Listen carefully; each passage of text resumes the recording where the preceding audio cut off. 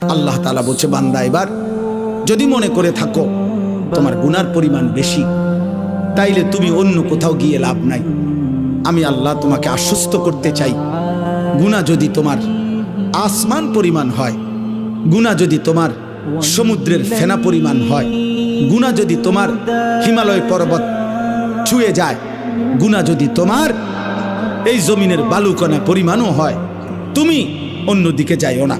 তুমি যদি শুধু বুঝতে পারো, অনুভব করতে পারো, তোমার ভিতরে যদি উপলব্ধি আসে আমার গুনাহ বেশি, আর আমার এই গুনাহ আমার জাহান্নামে নিবে, আর জাহান্নামের আগুন আমি সহ্য করতে পারবো না, খোদার কসম আল্লাহ বলেন এদিক সেদিক না গিয়ে বান্দা তুমি আমার দিকে ফিরে আসো, আমার রহমত থেকে নিরাশ হইও না। আমি ওয়াদা করলাম, আমি আল্লাহ এক সাগর নয়, আমি হাজার সাগর, এক পৃথিবী নয়, আমি আসমান ছোঁয়া গুনাহ একবারে একসাথে মাফ করে দেব। তুমি আমার কাছে আসো।